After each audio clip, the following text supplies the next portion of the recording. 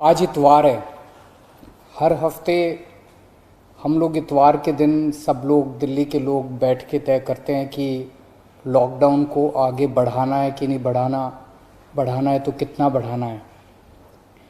अभी जो मौजूदा लॉकडाउन है वो कल सुबह 5 बजे ख़त्म हो रहा है। आज फिर से हम सब दिल्ली के लोगों को तय करना है कि लॉकडाउन बढ़ना चाहिए या नहीं बढ़ना चाहिए, अनलॉक होना चाहिए नहीं होना चाहिए। हम सब लोगों को मिलकर ये तय करना है।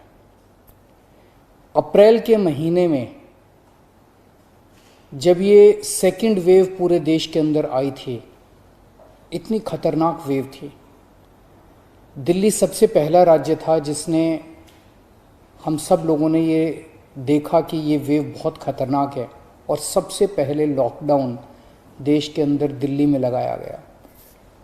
उस वक्त ऐसा लग रहा था जब ये वेव आई थी और इतनी तेज़ी से केसेस बढ़ रहे थे कि पता नहीं ये वेव कितने दिन चलेगी, इस वेव से जीत पाएंगे नहीं जीत पाएंगे, कैसे होगा, क्या क्या होगा। लेकिन एक महीने के अंदर 20 अप्रैल को हम लोगों ने लॉकडाउन लगाया था। लगभग एक महीने के अंदर आप सब लोगों के, दिल्ली के लोगों के अनुशासन और दिल्ली के लोगों की मेहनत और संघर्ष की वजह से आज कोरोना की ये वेव, जो कि सबसे खतरनाक थी अभी तक, ये कमज़ोर होती नज़र आ रही है।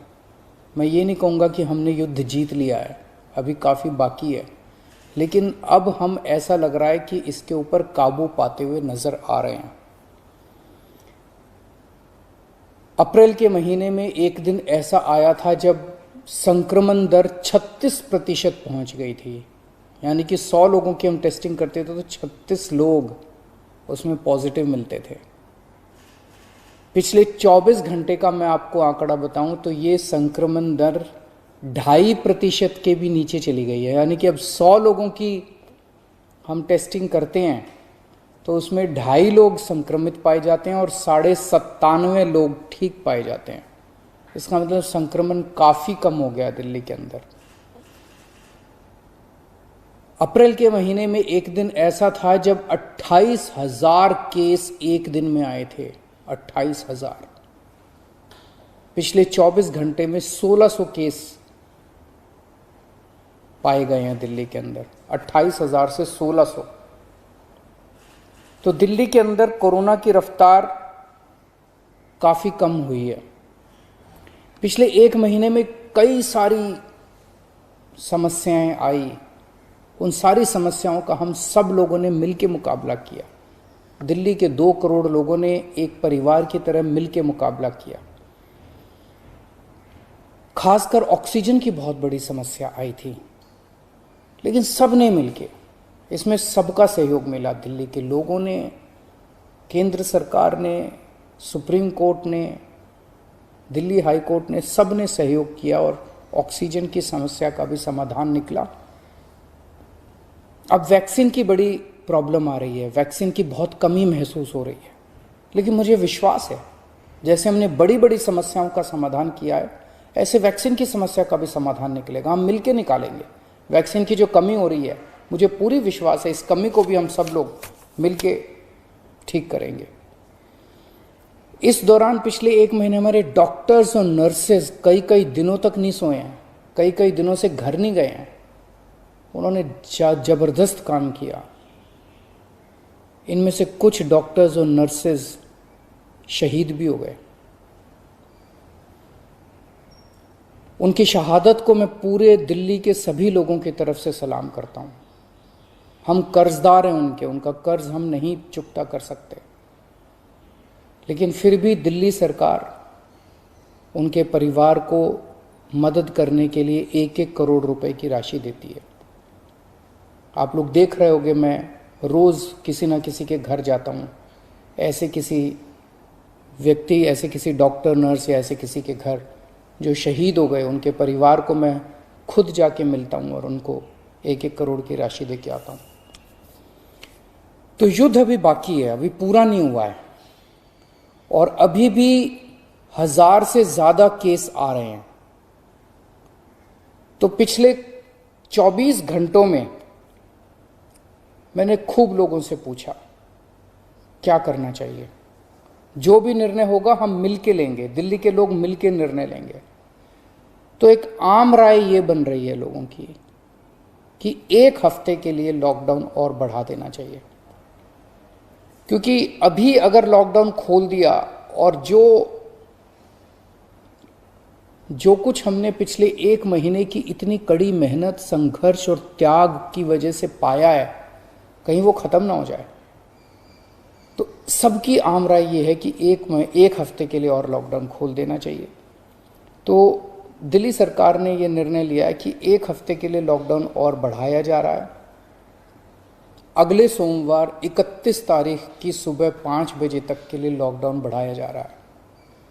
अगर केसेस के घटने का सिलसिला इसी तरह से जारी रहा अगले 1 हफ्ते भी, मेरा आप सब लोगों से अपील है, निवेदन है, जैसे आपने अभी तक सहयोग किया, आपने अभी तक कठोर अनुशासन का पालन किया, लॉकडाउन को फॉलो किया, इसी तरह से आप आगे भी जारी रखेंगे, कोरोना के नियमों को आगे भी फॉलो करेंगे।